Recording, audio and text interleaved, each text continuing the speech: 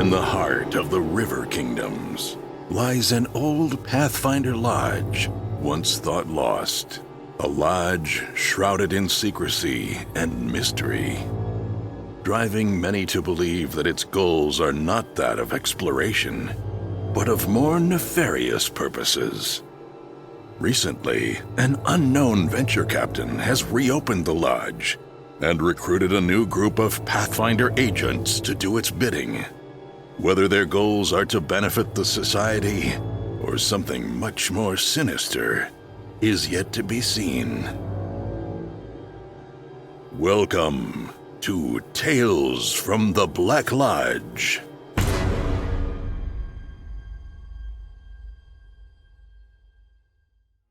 Hey everyone, welcome to Rule for Combat Tales from the Black Lodge. I'm your GM and host Stephen Glicker, and in this week's episode, we start a new tale, Flames of Rebellion, and we explore the Black Lodge itself. So after last tale, which was extremely roleplay heavy, the crew asked me if we could run something a little bit more combat heavy, and I decided to indulge them, so we are running Flames of Rebellion, which has a lot of combat. Of course, it has some role-playing in it as well, which we do a lot of in this episode, but there is a lot of combat, which you'll find out later. One thing about doing combat on actual play podcasts is sometimes it can be boring. So I make sure that the combat in all these podcasts is a lot more exciting. And with this crew, it's really not that hard because Mr. Peepers and Nixnox do everything except actually fight in combat, and they get into so much trouble during combat that it sort of writes itself at this point. They just sort of do everything except actually fight. It really makes my job pretty easy, and so it's going to be very entertaining this tale, let me tell you. Something else I wanted to mention is that if you want to see what the characters actually look like, you can check them out on the website. We have a new title card. We had the old one, which was kind of a retro look to it, and I like that one, but I decided to go more traditional where we have a updated picture of what the lodge looks like, plus the 4 main characters. So if you check out the website and look at the title card, you can see what they look like. And I'm actually going to also add them to the website in the characters section once I get their bios. I actually kind of need that, and then I'll add that. So be on the lookout for that at rollforcombat.com. And of course, this episode, we brought back Vanessa Hoskins, who has a little bit more experience under her belt after playing Mama Millicent. So you're going to find out what that means, and it gets pretty interesting because Mama Millicent is level 2, and these characters are level 1. So that will change the power dynamic, and we'll see how they handle that, especially in a combat-heavy tale. So one thing I want to mention right away is next week is PaizoCon Online. I can't believe it has come up that quick. We are being featured at PaizoCon next Thursday from 4 to 7 Pacific Time or 7 to 10 Eastern Time, where we are going to be running Tales from the Black Lodge with this crew and Eric Mona. We actually ran an episode with Eric Mona a couple of weeks ago, and it was so freaking good that I begged him to come back so we could run another episode with everyone being able to listen and watch us play. And it's a quest, and quests, as most of you know, are 1 hour long. And the last time we did a quest, it took us 4 hours to finish. This quest, I hope we can get done in 3 hours. I think we will. I'm going to sort of push them along a little bit to make sure it's within the 3-hour time slot. But do expect shenanigans galore because Eric Mona's character is... I don't really want to ruin it for you, but this is what I'm going to say. He's 85 years old, and he makes Mr. Peepers look like the most competent adventurer you've ever seen. I actually never thought I would see an adventurer that is more bizarre and incompetent than Mr. Peepers, and Eric Mona did it handedly. It is unbelievable having Mr. Peepers, Nixnox, and Eric Mona's character in one party. Lord help me, I don't even know if they're going to survive this adventure. It is going to be a lot of fun. And a few other quick show notes. Don't forget our Patreon. If you actually want to listen to any of the other episodes live, just join our Patreon for $10. Right now we're doing 1 or 2 episodes because PaizoCon's coming up, so our schedule's gotten a little weird. But we still do Circus every single week, usually Sundays from 8 to 11 Eastern is when we do 3 Ring Adventure. We do the Extinction Curse podcast, so if you want to watch or listen to us live, you can talk to us before the show, during the show, after the show. It is a lot of fun. And of course, RPG Superstar, you got about 4 weeks left. You can submit up to 3 monsters, and you can win thousands of dollars in prizes and fame and fortune galore. Just go to rpgsuperstar.com. There's nothing to enter. You just sign up and submit a monster, and you're done. That's it. So this will be the last episode before we do PaizoCon. This comes out on Friday, and PaizoCon is next Thursday. So, wow, that really came up very, very quick. I better actually put together the actual show because, wow, that's coming up very fast. But we have been running some tests, and we're going to have a really cool overlay, and we're going to have video of everyone and their characters, and you're going to love it. It looks really, really cool. It's going to be a lot of fun, so definitely make sure you check it out. And you'll be able to see that on the Paizo channel or even the Roll for Combat channel, and I think even Roll20 might even be carrying us as well, because we have worked out a deal with them as well. Lots going on at Roll for Combat, that's all I'm going to say. And with that, let's get going with this week's episode. So you have gathered here together in the Black Lodge, deep in the River Kingdoms, after successfully adventuring several times. Somehow all of you are still alive. I don't even know how, but you are. In fact, someone you adventured with in the past has come to adventure with you again. Who that will be, we will find out soon as we go through our guest list. But let's first introduce who everyone is at the Black Lodge, starting with John Stats. Hi there, my name is John Stats. I'll be playing Mr. Peepers tonight. For anybody who is new, Mr. Peepers he leaves a lot of unfinished business behind him when things get too hot. He's been the sole survivor of many, many quests that have wiped out, and there's nothing finer than wiping the slate clean and moving on. So he's looking forward to a new adventure. And next up, we have Jason McDonald.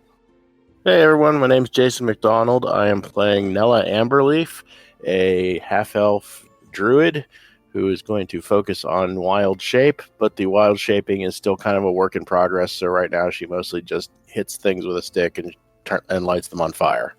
Excellent. Then we have Chris Bima. Hello. Yes, I am playing Thorgrim Stoutbrew, a devout champion of Iomidi, and who's seen much hardship in his life and is wishing to be a Pathfinder so he can set the world straight on the path of good and justice for all. Finally. Okay, not finally. And next we have Seth Lipton playing his favorite little goblin. Yep, playing Nix Nox. Looks like a goblin, but is in fact that is merely the exterior of an elemental creature of primal power who heals and burns with equal alacrity. Sorcerer. And finally, our special guest star, returning from her magnificent guest role in the Goblin Adventure, we have Vanessa Hoskins, who I hear her character has grown in esteem and renown since we last saw her. That's right. I'm playing Mama Millicent Stonebrook, and since we last played, she has advanced a bit. She's leveled up to level 2 by going on some other adventures for the Pathfinder Society, and relearned rather, a few of her old tricks that she used to know back when she was a guard in Absalom. She really is Mama. She's older, wiser, stronger than everyone else. She can whip everyone in shape. She's going to be like the den mother of these people. Yes, she's a middle-aged woman. All her children have grown up and left the house, and she is a retired guard, and she's looking for a way to see the world. And joining the Pathfinder Society was one of the least expensive ways to do that. So all of you have gathered after your last adventure here in the Black Lodge. Black Lodge is fascinating because you can always find it when you need to find it, but yet no one else can ever seem to locate the Black Lodge. But whether it's on purpose or by accident, you as members can always go through the woods, the twists, the turns, and find the lodge nestled in the woods at the base of a large mountain range. Inside the lodge, unlike other Pathfinder lodges, it's very quiet, peaceful almost, yet strangely eerie. There's no other people here except for each other. Your room is also private and quiet. The hallways are neat and orderly, and the only other person you ever see is the caretaker of the lodge, Grady, who, by the way, is a ghost. Grady is always there whenever you need him. Whenever you need him in your room, you could just call him and he usually appears very quickly. If you need him when you're getting something to eat, he'll appear. He'll talk to you and sell you items. And Grady is the caretaker of the lodge as well as the spirit of the lodge, some say, literally. As for the venture captain, normally lodges, the first thing you do is you meet the venture captain. You talk to him, you get your orders from him or her. But in this case, no one knows who the venture captain is for the Black Lodge. No one's ever seen the venture captain. And if you bring it up, Grady will never talk about the venture captain other than that they will give orders when necessary. With that, you have a little bit of spare time if you want to walk around, talk to Grady, talk to each other. It's up to you. Has Grady always been the caretaker here? Do you ask that to Grady? Yes, of course. Oh, hello there, Mr. Peoples. How may I help you today? I want to know a little bit about you. I want to know if I don't know, have you always been the caretaker here? Well, my time before I was a ghost, as you see before you, it's a little vague. So my memory begins of me appearing here in this lodge and taking care of it. So in a way, I guess yes. Wow, that's good. Have we always been here? You, sir? No. You haven't always been here. I think you're confused, good sir, Mr. Peepers. I've always been here. You are recent members of the Black Lodge. Huh. Okay. Well, we can play with that for now. Very good, sir. Very good. Shall I bring your hot chocolate and marshmallows to your room? Excellent idea. Very good. Thank you. Thank you, Brady. Yes. Yeah, Grady, not Brady. Grady, good sir. I'm a little short on money. Does he offer credit at the bar? Oh, Mr. Thorgrim, you know your money's no good here unless you wish to buy something particular, such as equipment or sundries. I have 2 10s and 2 5s in my pocket. Well, let's see. What other have we explored this at all? Like, where's my room? Well, whenever you go to the Black Lodge, you have a different room every time. Although all the rooms look similar, but are always a little different. And you swear you almost think it's different every night. Every time when you come into the room, pretty sure that lamp wasn't quite there, or the bed moved a little bit, or did you have 3 pillows instead of 2? You're not quite sure. Nothing out of the ordinary or too disturbing, but just off. Is there anyone named Krull that lives here? Krull? No. That's a deep cut. That is a very deep cut. The Black Castle. The Black, I know, disappears every night, yes. Yeah. I much prefer Krull. We are going to see Zapped, and you're going to like it. Yeah, that's good. I'm glad someone got that. I much prefer Krull. Yeah, so at the lodge, it's extremely luxurious, if a bit old. Not that you've been to a lot of lodges, and quite frankly, most of these lodges are by definition old. But things in the lodge seem to be strangely ancient, as if some items are just a couple of years old, some items are thousands of years old, which is impossible because the Pathfinder Society hasn't even existed for that long, from what you know. So how can things be thousands of years old in the Black Lodge? But yet, it does seem like it. Huh. Interesting. This place has an air of magic about it. I like it. Hey, as long as they change the sheets on a regular basis, that's fine by me. Yeah, as long as the sheets don't have rot grub, I'm good. Mine are real nice, actually. Pretty high thread count, I think. Where's the mead hall? Like, it's very nice. Like, I want to check out this outside grotto area. Like, what's that? That's the garden. A wonderful manicured lawn, beautiful taxidermy trees, a clear lake with some small fishies. Like a pool, like a. Yeah, little pool lake, whatever you want to call. It's everything here is designed for comfort. It's almost Is this as if you never want to leave. Is this walled in? Like, is that a wall to the north? Yes, that's a wall leading. It's like a fence because it is outside. Okay, that's cool. Can we are there windows looking out of the lodge? Like in some of the rooms, like in the dining are there area, any windows that actually look out into the south? South. Oh, sure, the south. Does it show what I would expect, or is it like another dimension or something? No, it actually looks out into the mountain ranges. It's quite beautiful. And what you can see is all of nature. It's purposely built as if to not show anything man-made. So whenever you look out into windows, you just see woods, nature, sky, hills, mountains, things like that. It's quite beautiful. Okay, Nella's moving in here permanently. Yeah, this is quite nice. Is it just one floor, or is there more than one floor? Oh, there's multiple floors at the lodge, and there's a basement as well. Go into the basement. Go into the basement. Rumors that there's floors below the basements. Ooh.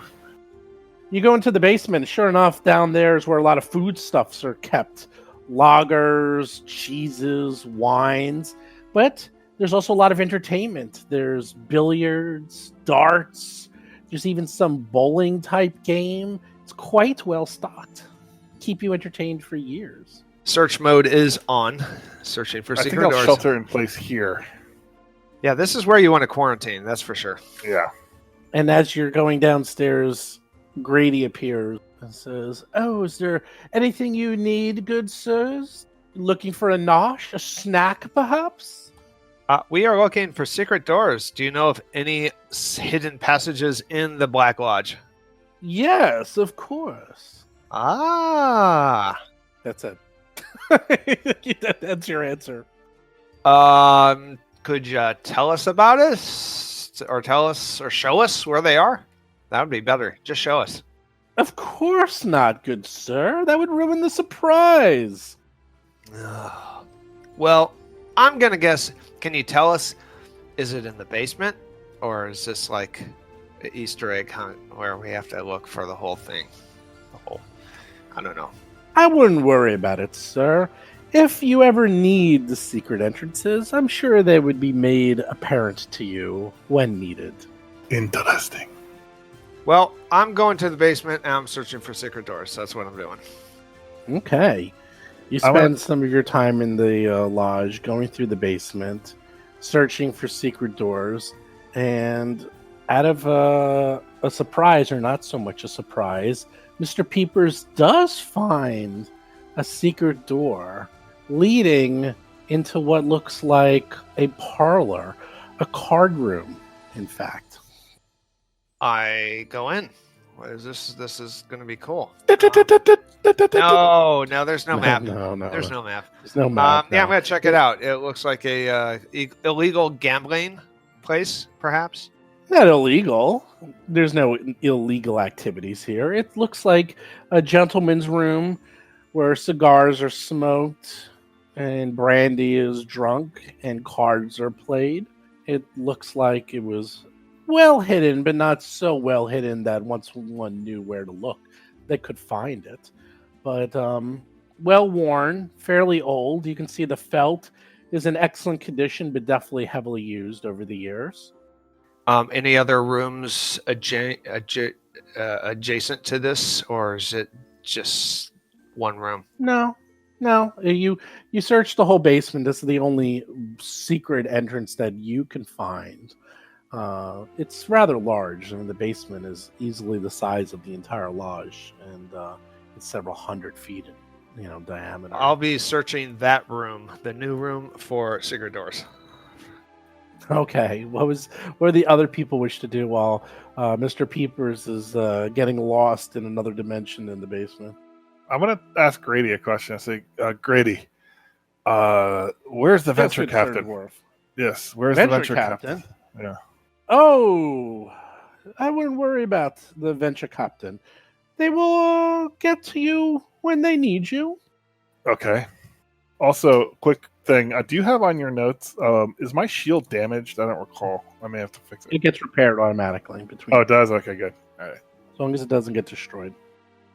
Grady, do you have any sense of why we were summoned here? Of course, Miss Nella.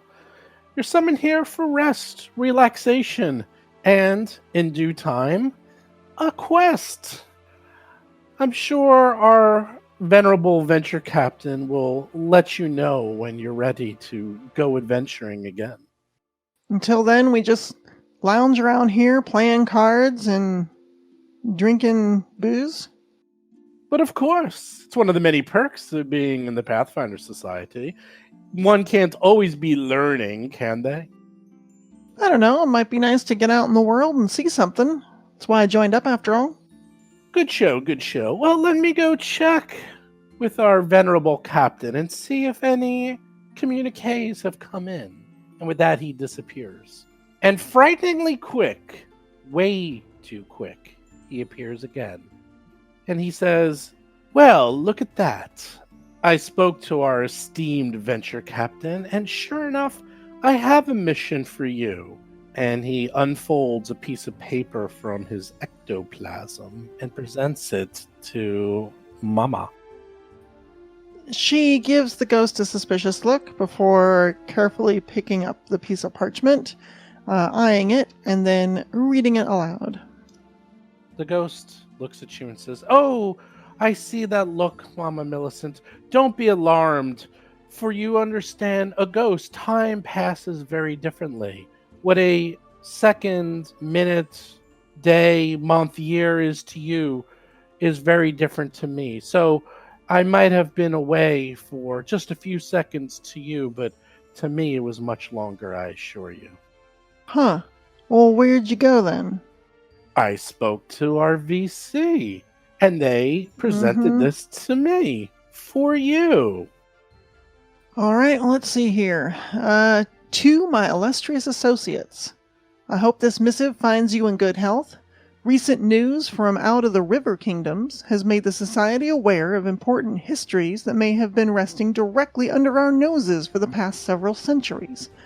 One of the founding Pathfinders, a woman named Karina Nussbar, whose exploits in the Chronicles have often had curious gaps and omissions, appears to have once had a temporary lodge in or near what is today the town of Sourton. I implore you to travel there and speak to the locals. See if you can track down any documents or records of Napsunar's time in the area, or the purpose of her lodge. You should find an ally in Sourton in the form of the town's mayor, Thalia Andares. Several years ago, the Society assisted Thalia in navigating a difficult situation with her father, and she has remained a trusted and reliable ally ever since. Her knowledge of the town and its families could quicken your investigation immensely. If you discover that the lodge still stands, or any of its contents have been preserved, please do your best to obtain any documents or possessions the Society that remain. Once you have obtained whatever evidence there is to obtain, please report back to me here in Almas. Yours most sincerely, Venture Captain Brackett. Well, looks like we're heading to the River Kingdoms, to this Sourton, and then all the way down to Andoran. Should be a nice trip. By the way, Venture Captain Brackett is the Venture Captain of Andorian's capital, Almas, by the way. You all know that. and they basically had a temporary lodge in Sourton and were looking for evidence of it still being there. Is that how I'm reading this? Yeah, something like that. Says that this Seems- Karina Nespar had a bunch of gaps and omissions in the reports from there, so they want to know what happened to this lodge in Sourton. So the lodge itself is gone. Wow. Okay. Well, sure. That's easy. Big old building. How far can it get? It's not gonna. It's gonna be. We just gotta find it on the map. This will be easy. Well, yeah, I mean, it says if you discover that the lodge still stands, so they don't even know if it still stands, but it may yet. Or any of its contents preserved. Maybe we can find it in a museum or a pawn shop or something. Yeah. Oh, could be just some derelict reused building. You know, like. Do we have horses? How do they deal with horses? Well, I've got a horse and I've got a cart, so a couple people, I guess, could ride in the back. Wow. That's cool. Really? That's really cool. I don't really have a horse. and a cow. I want a horse. Yeah. Or a donkey. Yeah, Oh I my picked it up God. on my last adventure. Had to travel across the crown of the world, and well, figured it's better sitting down, letting the donkey do the traveling, than making me do it myself. Yeah, that's smart. That's a good thing.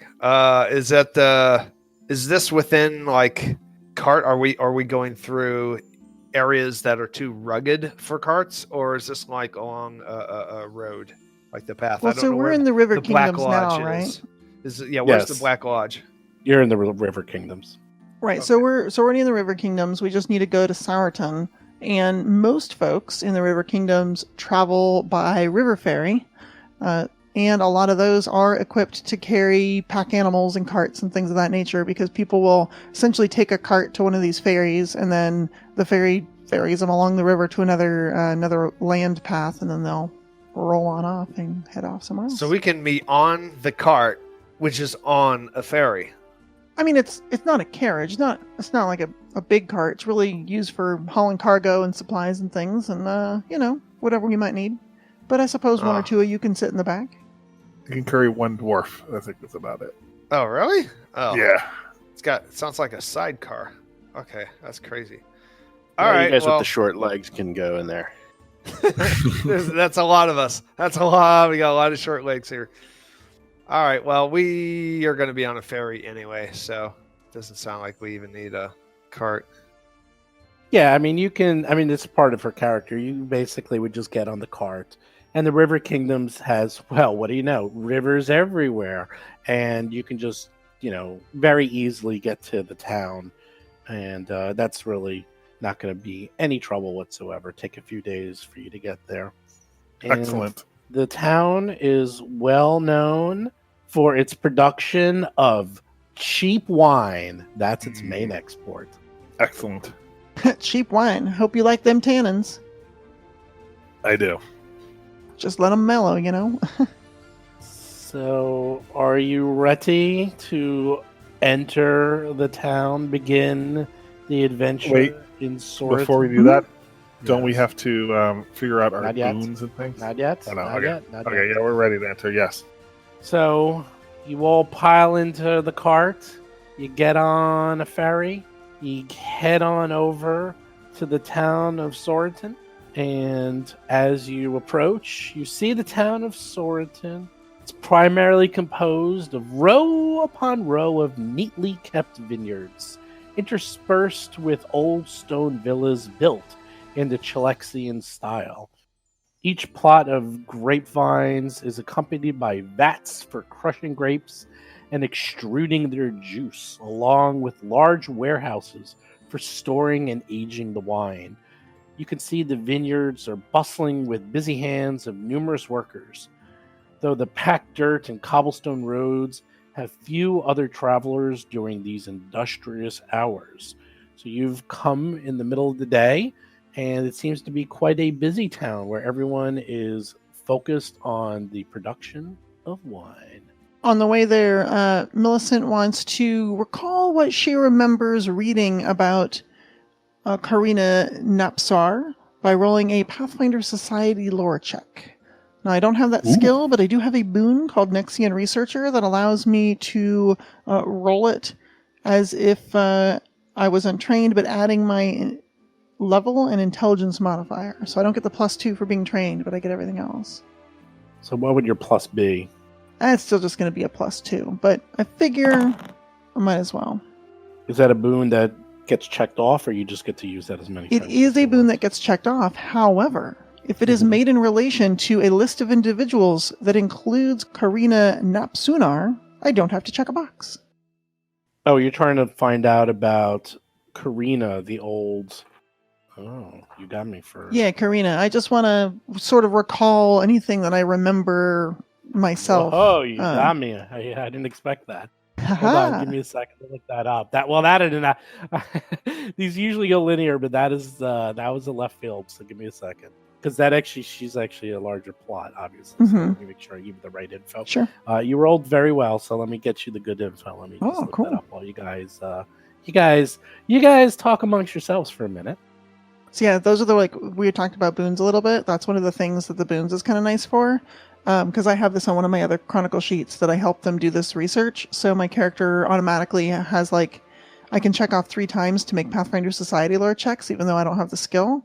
If I did have the skill, I'd get a bonus. And then I don't have to check a box if it's about a list of very notable Pathfinders and individuals. And this person is one of them. Oh, that's very cool. It is. How many cool. how many boons do you have for this character? I'm just curious. Let's see. I'm looking for one of my Chronicle sheets and can't find it, but in front of me I've got 2, and they're both, like, untyped. You just get them whenever, and you don't have to slot them. And you can use them like every adventure. I mean, potentially. Like, they're not expendable or perishable, is, I guess, the question. They might be. So, for example, this one has 3 checkboxes. I can only use it 3 times, but I get to use it for free if it's about Dervin Guest, Selmius Foster, Gregaro Voth, Karina Napsunar. If it's about any of those That's people. hilarious. That's cool. Yeah. No, that's actually all part of the meta. Actually, all those names are the meta for this season, so that's on purpose. That's Yeah. Who are 3 people who have never been in my kitchen? So, Mama, after going on some recent adventures, has heard a little bit about Karina, and has heard a bit about her. Mostly that her accomplishments have mostly faded from memory from the last centuries, but in the last few months, records of her accomplishments have slowly been surfacing throughout the kingdoms. And this is another reason why you've been sent, because people are starting to want to know more about this lost lodge and how she was involved. And what you know is rumors that the lodge she was part of was uprooted and she moved it to Cheliax, in a region that is now part of the nation of Endorian, which could explain why the venture captain Brackett is interested in finding more about this, as that is his domain. And from what you know, that there were rumors that the lodge stood for the better part of a century near the town of Soriton, before that part of the Chalexian Empire was considered less archaeologically promising than other nearby areas. As to what happened to the lodge, no one's exactly sure. But that is what you know, that there was a lodge around here near this town. She moved it from the River Kingdoms to this area for some reason. And where and why, well, I guess maybe you'll find out in this little adventure right now. So with that, you are in the town. It's quite busy, and you were told to meet the mayor. Well, I guess we should go find this mayor. How big is the town? Is it a town where, like, if they dump us in the town square, is it big enough that we can say, "Oh, look, there's the mayor's house"? Or is how big is this city? Well, I guess we could do that. Find City Hall. Go try to get an appointment in their office or something. Sure. You could find what you consider a city hall / police station, if you will. And there's some very friendly looking people look up at you, You see a lot of people with soil-stained gloves and wine stains on their clothes, and they look at you and they gladly meet you and say, "Ah, good people, visitors, guests, we see. Are you here for the wine? For a few bottles? Oh, yeah, Some absolutely. tastings?" I'd definitely take a few bottles of whatever they're drinking wherever I'm traveling. Excellent, excellent. As you know, we have many vineyards, many tastings, many samples. There's endless places for you to taste our wares. Is there somewhere you were looking for? Some way we can help you? Well, and I don't mean to keep speaking for the rest of us, but we're actually looking for your kindly mayor. If you have a city hall or council building or something like that we can find this person. Sure, sure. The mayor, yes. Thalia. If you know where she might be. Yes, yes. She's on the old Sour Estate. And here I can just write down the directions. She I expect is expecting you, but to be honest, she's not exactly the busiest mayor. We're a pretty quiet town where mostly everyone's either working or drinking. Sounds like my kind of town. Excellent. So that he gives you some directions, and sure enough, it's like a 10-minute walk, very easy to get to. What do you say there, Thorgrim? Working and drinking, right? Yes, indeed. Not necessarily in that order. Oh, well, if there's work to be done, you gotta get that done first. I prefer mead, but wine will do in a pinch. Oh, you know what? I like myself a nice dark, like a porter or a stout. I want a drink that I can chew, you know what I'm saying? Yes, I do. That's all right. I know enough about drinking wine. My ex was really into wine and swirling it and sniffing it and all the highfalutin stuff. I just like drinking it. Did he offer us some bottles? He did, right? No. He was just offering you to go and drink at the vineyards. He was just saying what the town had. Well, we are definitely going to visit the vineyards before we leave, obviously. So you walk a bit, 10 minutes, and you find what appears to be the old Sour Estate. And the estate itself has clearly been rebuilt fairly recently. The vineyards around it are sparse and covered with fresh loam and soil. And you see a woman in her mid-30s with long dark hair in a blue dress is waving and greeting you. It appears like she was expecting you. And she's like, "Come in, come in. Hey there, strangers." The call comes from a human woman in her mid-30s with long dark hair and an open, friendly face. "You must be the Pathfinders Bracket told me to expect. I've done a little digging on your behalf and haven't turned up much yet. Why don't you all join me inside for a glass of wine and we'll talk about your mission." Oh, that sounds great. There's nothing Sounds bad good. about that. That's good. Yes, we Thank you kindly. go in there. Yes, let's do that. This is almost Yeah. too wholesome. Oh Yeah, yeah, we- this is too good. Do you have any mutton lying around? I could use a leg of mutton. She brings you all into a nice veranda.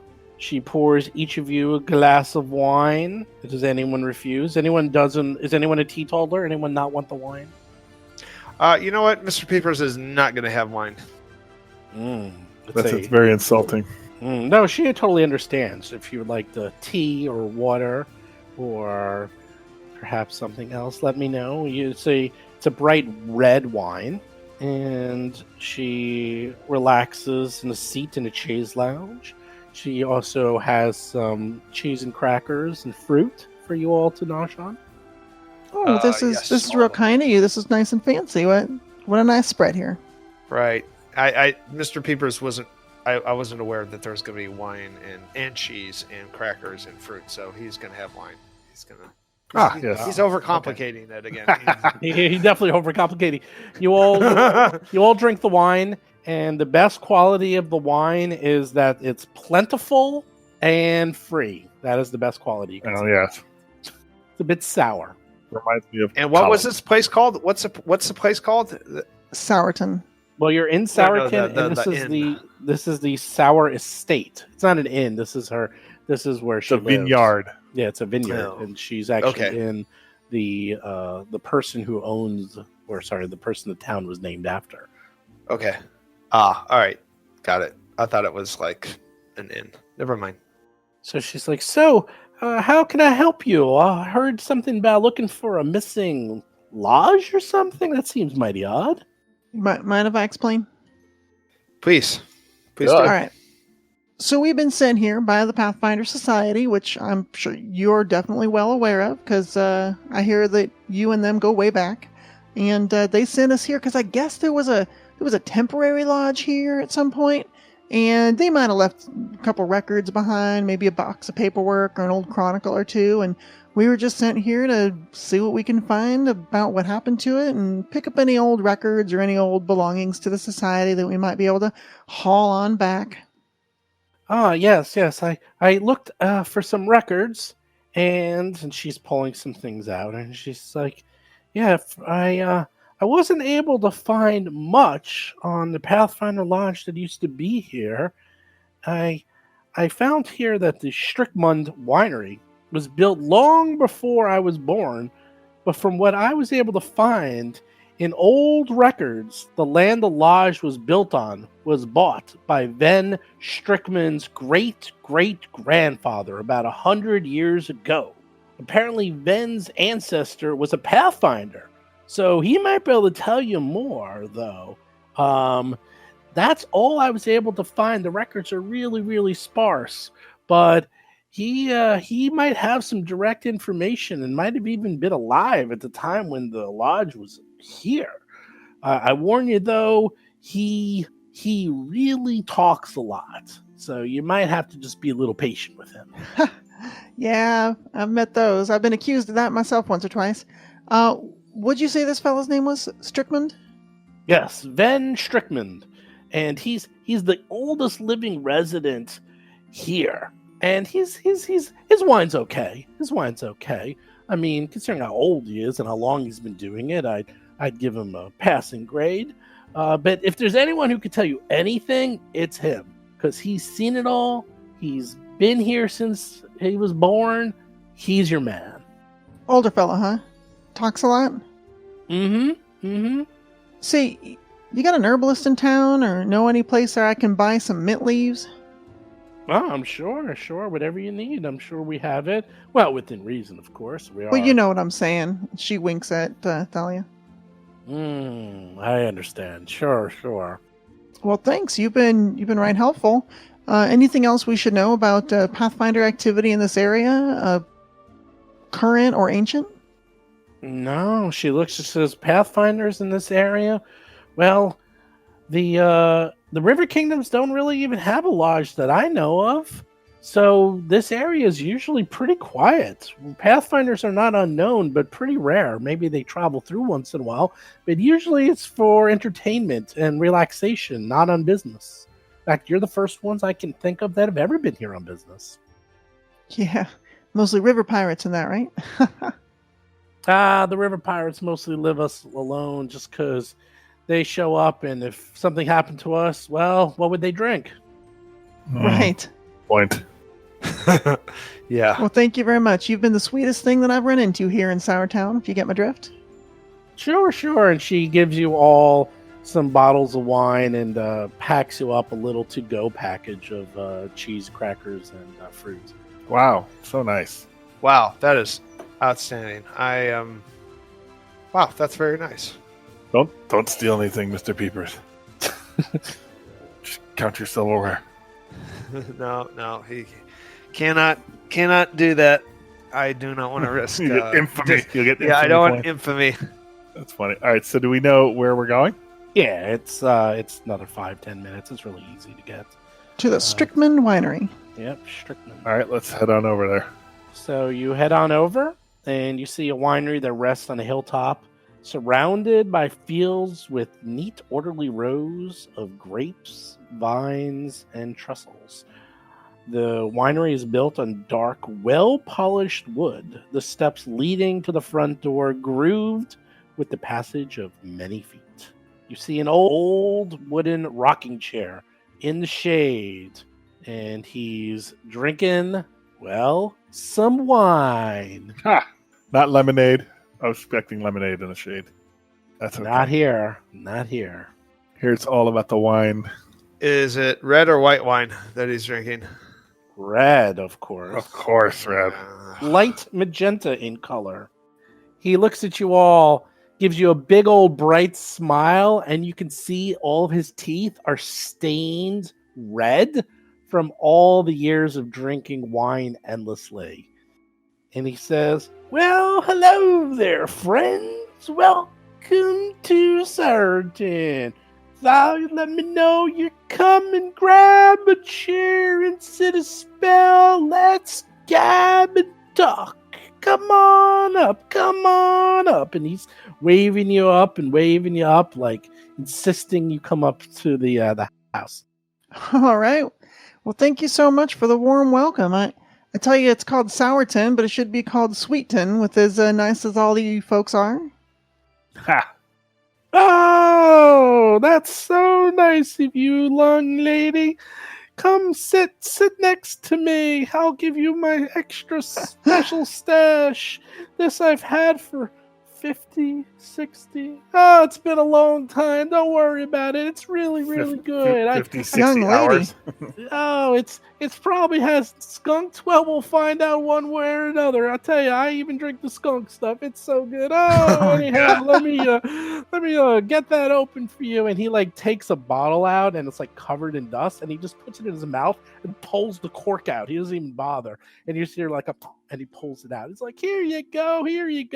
And he's just sort of like spitting in the glasses and like polishing them as he hands them to you to clean them out. And he's handing you each glasses and giving you a nice long pour. I think we're here to start a chapter of Alcoholics Anonymous. Yeah, Jason, I think we're going to have a drinking dare for your character right here. Oh, God, do they have old Woody? Oh, there's Buddy, a lot of oh, bets. There's going to be a lot of money changing hands here. Not Really yet. drinking. Not yet. So he's just sitting there. He's drinking. He's asking you questions. Where are you from? What's the hoedown? I heard you looking for something. But let's not talk about that. Let's. we need to enjoy talk this about that, wine. sir. We're actually we're Pathfinders. And what do you know at the Pathfinder Society around here? Pathfinder Society. I once dated a woman in the Pathfinder Society, maybe 70 years ago. I can't remember her name. What was she? Is he like is he an elf or something? Or is he a human? He's human. He's human. He's very old. I think. Maybe he's half elf. You're not quite sure. He's got a long beard, long hair. He goes on for like a good 15 minutes talking about Pathfinders and this woman he dated and how he got into a fight with her brother. Ooh. And then he was accidentally run out of town because there was a misunderstanding, but then everything was fine. And you've already gone through like another 2 bottles by now. Oh, no. You have no answers whatsoever. Oh, boy. Well, I was going to say, before it gets to that point, can Millicent roll a diplomacy check to like gently steer the conversation back in the direction of the topic they need to talk about? Oh, yeah, but you had to go through that even before you could start because you can't get a word in edgewise. There's no Okay. like, he's just ignoring you. You might as well not even be there. Nixnox is actually egging him on and not helping. He's actually wrapped in total interest in all of these details because Nixnox has had such little interaction with anything close to a real life that this is all very exotic to him. Like it's boring to everybody else, but to Nixnox, it's fascinating. He's the most interesting man in the world. So yeah, you try to butt in and do a diplomacy, and that fails horribly. You manage to he starts going on a diatribe of how you look like his daughter or maybe his daughter's daughter, and he asks you questions, and before you know it, another like half hour goes by of him finding out all about Millicent's family and her upbringing and her daughters and sons and everything about her family. And the thing is, none of you seem to really care because the wine is cheap, but plentiful. He just keeps pouring bottles, pulling out new ones. Everyone's having a grand old time. Before you know it, the sun is setting, and you realize maybe You can actually get a word in edgewise and actually find out something. So, All right. You know what? I had never heard that many goats could perform such an act. I don't even know what to think about that. But that does remind me of in a roundabout way of the reason we're here now.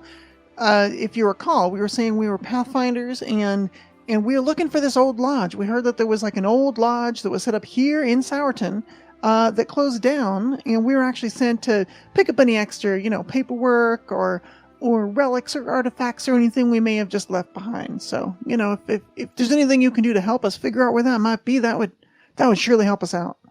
Well, let me see. Yeah, something about a lodge, and he starts like thinking again, and you're like worried he's going to start going on a diatribe. But you're surprised that he actually starts talking about what you asked him, and he goes, "Well, about 100 years ago or so, my pappy's pappy bought this here land from a fella from the Pathfinder Society. He got a great deal too on account of how he was a Pathfinder himself. But my pappy's pappy, that is, of course the fella selling the land was a Pathfinder as well. Anyways, this wasn't a great place for lodge at the time. Too much going on, too many folks riled up about the Pathfinders. Your group hasn't always had the best reputation in all the parts. Oh, I know it. It ebbs and flows just like these here rivers, right? That's right. Just like this fine wine we're all drinking. But wait, venerable sir, I have one question. Was this your pappies on your mother's side related to? And then I go off on like a tangent about because I've been paying attention to this entire conversation. And so, and is this the one that's related to the sister's cousin from the third removed from the previous story that I was saying about the goat that made the goat going with the sister-in-law? And I'm totally getting it off track. Reel it in next time. Nope. Someone muzzle that one. He's like, no, you got it all wrong. It's not my pappy's pappy. It's my here's a bundle of cheese. Shut that goblin up. Pappy. You missed the pappy there, good goblin, sir. You gotta be careful. It was 4 pappies removed, not 3 pappies removed. What was I talking about? That clears it all. Yes, please continue. Oh, what was I talking about? Oh, that's right, your reputation. Yeah, you haven't always been welcome around here. Where was I? Oh, right. The old lodge. Well, it was this big to-do at the time on account of the money from the sale of this here estate being used to buy the deed to Diggins Rest, an old keep about 100 miles east of here. Folks around the parts know stories about the battles and such fought around there back during the Empire days, and supposedly there was a ghost or some such. But, Pathfinders at the time figured there was a proper place to move their books and such. Ghosts tend to keep visitors away, The funny thing is, I don't know, has that Pathfinder ever came back through here? Maybe they're still out there at Diggins Rest. Maybe they went somewhere else. Who knows? But I think maybe your best bet is probably to go look for yourself. Here, I can mark it on your map for you, or you're close enough. I'm sure you can get supplies for the hike here in town. It's only about maybe 100 miles away. It's just a jaunt in the woods for you Pathfinders. 100 miles? 100 miles. Yeah, wow. 100 miles, no problem. I'll give you enough wine to last you there and back. Wow. It'll be a several days journey. It'll be a nice hike through the River Kingdoms. I hear you got good country here. Do you know if there's a cart path leading there and back or not? Oh, no. You're going to have to go through woods and ancient battlegrounds. It's going to be a hard hike, but I'm sure you will find lots of interesting things on their way. Wow. That's a week. 100 miles is that's a haul. Well, we're not in necessarily a hurry, and hey, maybe those ghosts will still be there. I hear time flows differently for ghosts and all that, so Might be the same ones. I don't know. And I whisper to Mr. Peepers and say, I'd much rather be on a 100-mile hike than have to listen to one of these long-winded tales. We should go immediately. I have no idea what you mean. It was fascinating. I was saying, Well, you know what? You know what? You told us such a great tale. We're gonna go take that hike. We're probably gonna get some rest and resupply first, because you showed us such a good time. I think we need to recover from that first. In fact, I insist you can all stay here tonight. Stay here with me. I can set up some beds for you. We can have some marshmallows roasting over the Now, fire. sir, I don't. I don't I don't yes, feel yes, like I know. that That's about you the same way. I mean, oh, it's, you're gonna love it. Yeah, no, I insist. It's too late. Look, it's already sundown. In fact, I'm going to have a big old roast for dinner. I have too much food. I don't even know what I'm going to do with it. Yeah, everyone come in. You go get some supplies and come back and we'll have a grand old time. You can leave first thing in the morning. I mean, We're not in any rush. I don't see any reason. I mean, it doesn't make sense to travel at night. It makes no sense. That's right, Mr. Peepers. Who's going to be traveling at night? Not even Pathfinders are that crazy. Come on. Do we have other arrangements? I think we have other arrangements. You can do whatever you want. If he's willing to put us up. Nixon is totally chatting up the old man. Like he is delving deep into some nuance of the cousin's third uncle and some element of his story that he needs clarification on. Yeah, and if the rest of the party could probably just leave Nixox here and he'll talk with the old man like all night long. Good. I like You know what? idea. Mr. Peepers is on that plan too. I mean, if he's willing to put us up, I mean, this is great. This is like good stuff. I mean, in terms of getting supplies, like what does that mean exactly? Because Okay, so as of now, now is, quote, the introduction. So now you have a general idea of what the adventure will involve. And it's involves you traveling 100 miles to what you believe is the last lodge. It looks like this lodge keeps moving. It was originally in this part in the River Kingdoms, then it moved here, and now it moved again. So that you're like a wild goose chase. So here is where you can slot your boons. You all get 1 hero point, and then tell me what equipment you're going to have for your swords and scrolls and spells. Those of you who are part of that. So, I always take the same 2 things. So I have all 3 points in swords. I'm going to be taking a potency crystal and a minor healing potion. And all of the boons I currently have are slotless. Right, so I'll slot that lay on hands thing, which is kind of the only one we have right now. And and like because of my whatever situation, like the field agent, I don't have to worry about any extra. You get nothing, right? You get nothing. So I'm done, and I'm talking to the old man, and I'm using my magical flame ability to roast marshmallows off my hand while we're talking. Yeah, you guys can become pen pals, because between the facts that Nick Knox wants to hear all about this, and this guy's over 100 years old and won't shut up, Nick Knox might never get any rest tonight. He might actually just be talking to this guy all night long and all morning. Who else is up? By the way, so that lay on hands boon allows you to do lay on hands for free as an action, and you get it twice, and then it's used up forever. So you can use it 2 times if you want. But if you don't use it, you can keep it for next time. Okay. Yeah. If you don't use it, nothing happens to it. It's just you slot it. But as you get more and more boons, you can only have, I think, 3 at a time. So eventually, you might have 5 or 6 or 7 boons, and you're like, oh crap! Which ones are the ones I want? And if you know you're in a combat-heavy adventure, you might want to lay on hands versus a diplomatic one. Things like that. Yep, got it.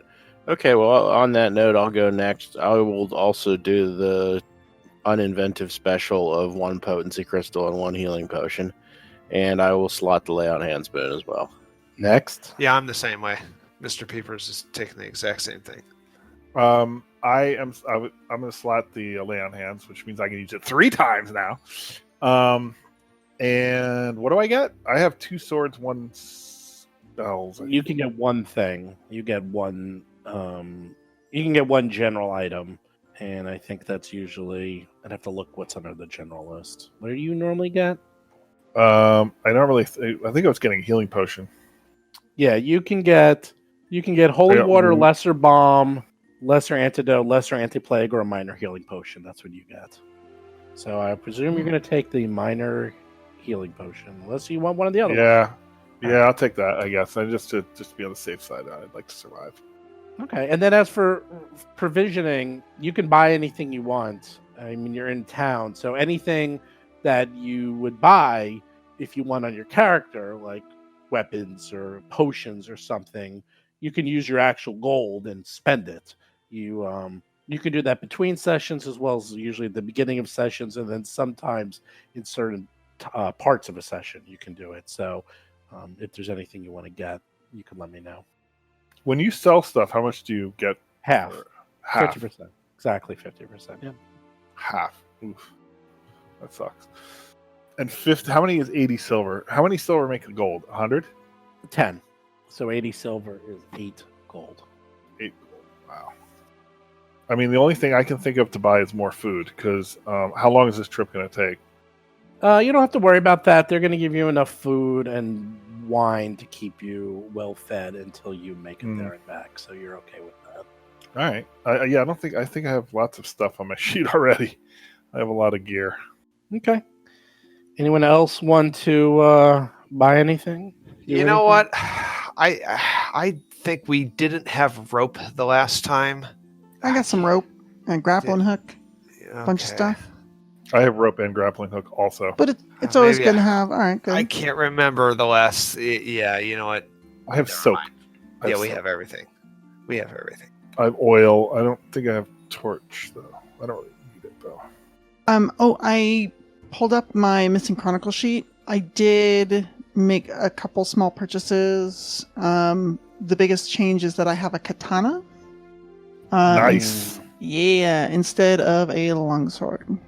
I'm like, you can't just get a katana, but I know You can't, which is why I bought it, because it's uncommon. It's super cool. I know, Wow, I at know. level I know where you 2, got that. katana. Damn. Yeah, so it's a D6 slashing, and it's got the deadly D8 quality and 2-hand D10. What's the wait? What's the deadly D8 quality? What's that mean? What that means is that whenever you roll a critical hit and you're rolling your damage, you add a D8 to it, and that also gets doubled. Yikes! Wow, that's crazy. It's the next step up from that is fatal. So when you have fatal, you roll this after doubling the weapon's damage for deadly. So with deadly, so I would roll like my regular damage, double it, and then add a D8 on top of that. Nice. So like bows and stuff are deadly. And then there's fatal, which is a little nastier than that, which includes a dice size. On a critical hit, the weapon's damage increases to that dice size instead of the normal, and the weapon adds 1 additional damage die of the listed size. Fatal's nasty. I want a fatal weapon. Yeah, fatal is like, it's an okay weapon, and then you crit, and then it just explodes. It's actually like really good for a fighters. military pick or something like that, I bet. Yeah, the light pick, for example, is a one-handed weapon. It's a D4 piercing. It's agile. That's pretty cool. But it's fatal D8. So all of a sudden you crit with it, and your D4 becomes the D8, and you get an extra D8 on top of it. It's crazy. Yeah, deadly's still nice. It's just like a little bit of gravy on the top. So you got rid of your longsword? Yeah, because the katana can be used one-handed, basically for the same reasons that I have the longsword, which is I wanted a way to get slashing and piercing damage, and the katana does that, but it's also deadly and two-handed. You need blunt. I've got my maul for that, which that's right. I Yep. might do without. I'm not sure. At some point, because it weighs a frick ton. I have my maul for blunt. I have a spike gauntlet for blunt. I guess that's piercing. You have your forehead for blunt. That's what you use. Well, yeah. Headbutt. I was gonna say there's always unarmed attack, fist, punch something. I actually have this clan dagger, which is pretty decent. What is it? Oh, it's like I want a katana, even though it doesn't fit with a druid. the clan dagger is blunt and piercing, and it's actually it gets a +1. It's dwarf, parry, and agile, and versatile. It's pretty good. It's like the most complex weapon I'm putting in here. It's like, I have to do deadly. I have to do damage. I have to do two-handed. I have to do one-handed. I have to do power attacks. Thank you very much. You're welcome. I mean, power attack, we can always just add the extra die after the fact. I was going to say, if it's a big pain, I can just not use it or not use it until next time we record. Oh, okay. I'm almost done. Man, that clan dagger is actually really good. If the only problem is it only does 1d4. That's the problem. I'm really tempted to just use the katana and not use them all, but I really like the idea of this just big, broad-shouldered, like middle-aged woman, like swinging around a huge frickin' hammer. Yep, I like that too. It's just like a good visual, but at the same So wait, time, the like katana two-handed power attack would do 2d10. versus the maul does 2d12, so it's like slightly more damage, but 2 more bulk. All right, I added it. Yeah, katanas are so good. I want a special weapon. I like my trident, but that +1 sword. The pluses on weapons do plus to hit and damage. No, it's only plus to No? hit. How? Really? Yep, that's a new thing with Pathfinder, 2nd edition. Is it glow, or does it do anything other weird things like? No, it's only Gotcha. pluses to hit, but then the other one is striking, and striking doubles your dice. Wow. So it's a separate category.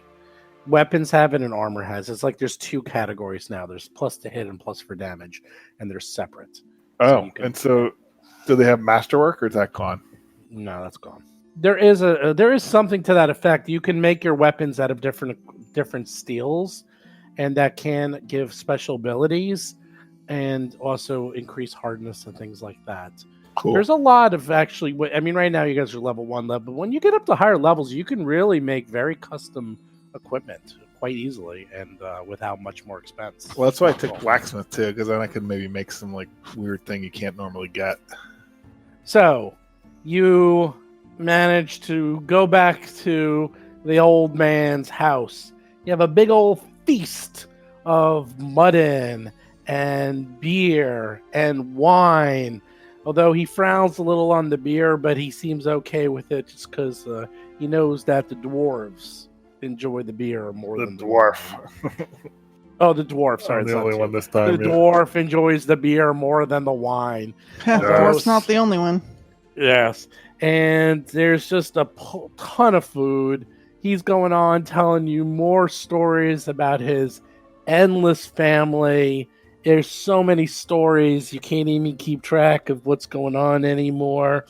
And you might as well believe everything he said, because it all sounds plausible, if unlikely. But who knows? Could have happened. Is Nick Knox taking notes? Did he write everything down?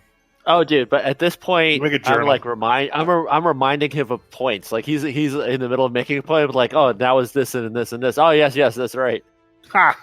So by morning, he's up before all of you somehow after a night of drinking and debauchery. He has a packet for you, and it looks like the mayor came by and also gave you more than enough rations and food and drink to make it all the way out and back. Good. And he's like, well, you should all be going early because that's a heck of a journey. Now, don't worry when you see like graves and battlegrounds and remnants of dead people, because it's a very violent past here. In fact, did I tell you the story about my great grandpa? We must be going, sir. Sorry to interrupt you. Okay. All right. Well, that way, sir. We're gonna go. Okay. All right. Well, when you come back, I'll tell you all about it. Oh yes. Yeah, when we come back. Yeah, okay. Okay. All right. Well, good luck storming the castle. Thank you. Thank you. And I start moving at my maximum rate away from him. I mean, I only moved 20, but still, I'm trying to push that. So you look on the map, and you are going to be going through the middle of nowhere, and there's nothing. There's Digger's Rest. It's 100 miles. It's to the east. It looks like the first third of the trip is through some gentle rolling hills, but then goes into a deep forest. The last part of the trip.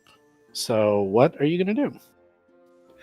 Mr. Peepers is going to be scouting, and he has does survival modify that at all? Modify what? My scouting result of as we're moving forward. I've actually never done it. So if you scout, you need to concentrate. It's an exploration, and you have to move at half your speed if you're going to do that. So it's going to take you twice as long to get to where you're going if you're going to scout the whole way. However, if you do get an encounter, you get a +1 bonus on your initiative rolls for everyone if you do that. So it's up to you. But everyone's going to have to go half speed because they can only go as fast as their slowest person. Yeah, I know.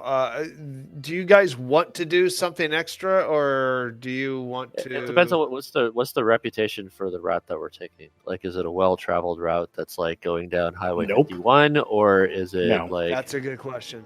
Wilderness. I don't need to scout if it's a well-driven highway, but I thought we were out in the middle of nowhere. You're in the middle of nowhere. Right? You're in the middle of nowhere. Yeah, we're there's disreputable. There's wolves and all kinds of stuff. Is there a reputation for like bandits or monster attacks or anything like that? Or No, there's no. It's not a bad. There's no reputation, but the only reputation that you know is that there have been many battles fought in this part of the world over 100 years ago. There was a lot of battles when Cheliax was being formed because you're right near the border. So Wait, we're in Cheliax?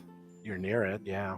Ooh, Because I there don't was like a lot of Cheliax. border disputes. We should go a half speed. I think this is. Yeah, that sounds good. We're not on deadline. That way, everybody can do something as we're traveling because there's going to be undead. This is going to be horrible stuff here. There's gonna be lions This is and wild tigers. country.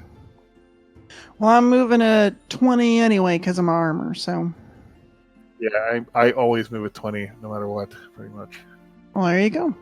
Okay.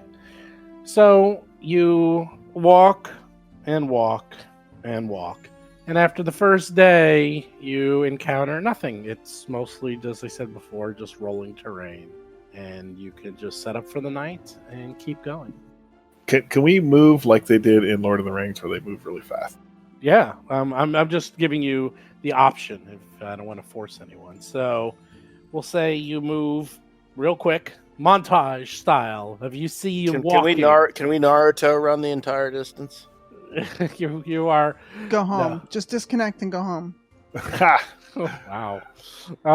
You walking? Not expect that reaction. Wow, I know, me either. Leave now. That was mean. I'm sorry. You The dwarf slowly always gets left behind. Don't be sorry. No, for I that. think it was a deserved reaction, actually. You slowly enter the woods after a few days of careful travel. And as you enter into the woods, those of you with magic backgrounds, which is Nix, Nox, and Nella, you feel uneasy. You feel as if there's something wrong in these woods.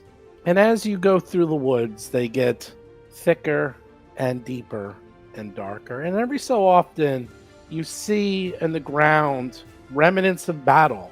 You might see a discarded broken helmet, a sword hilt, rusted gauntlet. But obviously, this has been a very large and bloody battlefield from many years ago.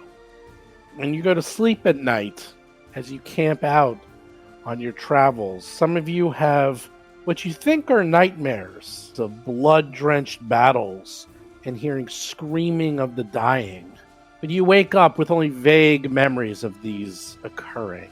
Not so much to actually cause you disturbance in your sleep, but enough to put you a little bit off balance, even being brave Pathfinders. What the hell? I'm trained in the occult, literally. So can I get like a knowledge check to clearly identify the type of haunting that is occurring here, and so we can be better course. prepared for? Yeah. Nix Nox thinks that this area is just pure evil. That all these battles, all this blood, that you're just surprised that there's just not like endless ghosts and undeads roaming throughout this forest. In fact, you don't even You don't even know how you're still alive and walking through this area. It's the Whispering Tyrant summer home. Yeah. So Yeah. do I have an insight into how to protect our sanity and souls in this blighted place? Leave. That would be your best bet, is to leave and not come back. Mr. Peepers is going to do a warfare lore check to verify whether or not Nixnox is accurate in his assessment. Yeah, you do your lore check and you realize, yeah, there's been a lot of battles here. You could see the actual remnants of battle from dozens, if not 100 years ago. And Mr. Peepers thinks the same thing, that this place is bad news, man. Bad news. We're in Poland, you realize. We're in Poland. That's where we are. This is lots of battlefields here. This is arrowheads, though, on the good side. We should not tarry. Well, yeah, in the River Kingdoms, people fighting all the time over territory, and yeah, it's not surprising. Also, the proximity to Cheliax is unsettling. We're not close to Cheliax. That's what he said. All right, so I suggest. No. So You got I suggest you we, were like we skip the the River scouting. Kingdoms.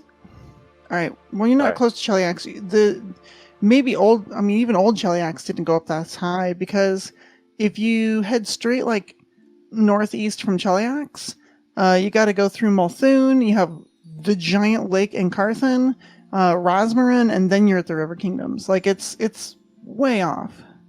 I think they had like colonies and stuff when Cheliax was, huge and covered. Free diabolical, right?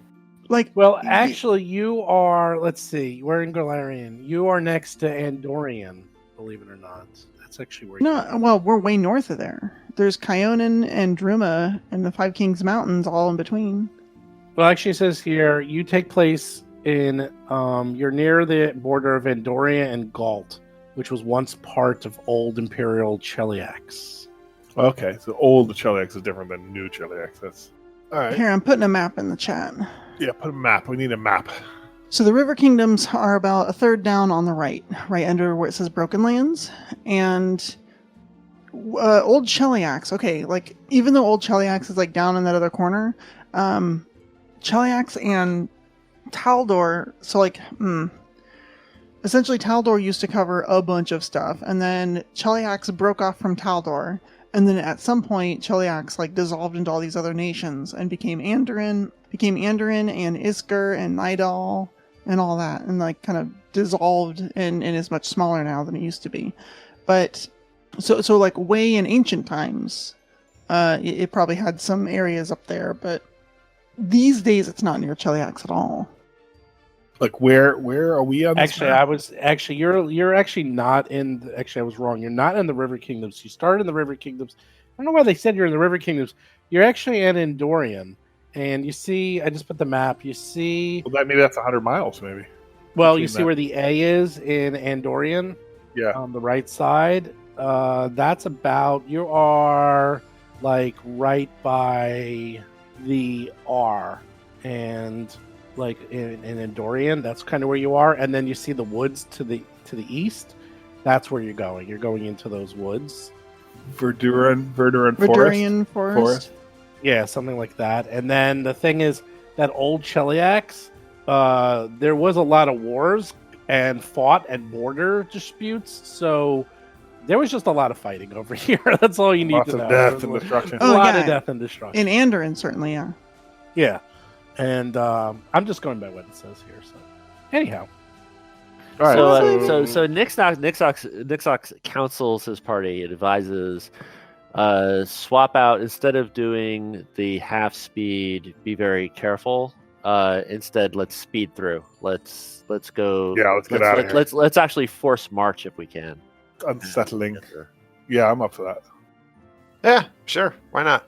You are continuously going through the thick forest where there's ancient battlegrounds, and you can almost smell the blood soaked into the earth.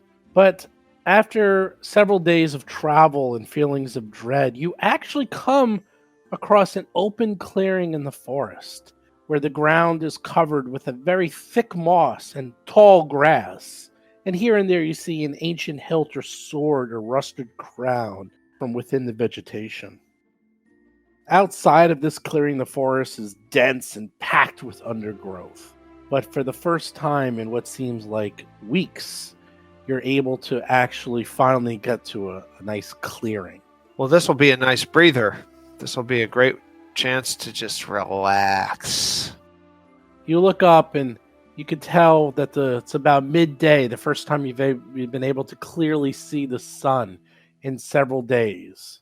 And as you look around and decide to go through the middle of the clearing, suddenly you see, off in the distance, something rises up from the earth, out of the moss, out of the tall grasses. You see not one, not two, not three, not four, not five, but 6 skeletons. What? On fire, holding their heads in their hands.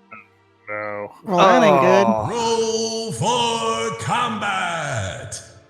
Nix Knox, help us. That is very metal. So that is what you see. Basically, as you're walking, all these 6 zombies on fire rise from the ground, and they're all holding their heads in their hands like the headless horseman. And they're grinning, and their teeth are gnawing as if they want to eat you. Oh no, that's a warning sign. That's a red flag. That's something we should be concerned about. Yeah, being not eaten is very high on my list of things to do.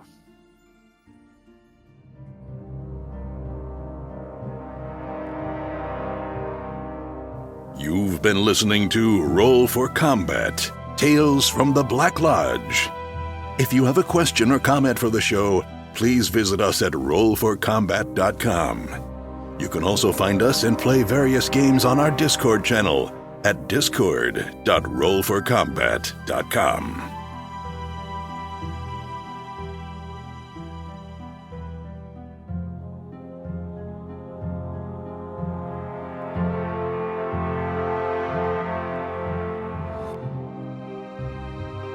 You've been listening to Roll for Combat. Until next week, always remember that those ghouls don't want to steal your soul. They just want a hug.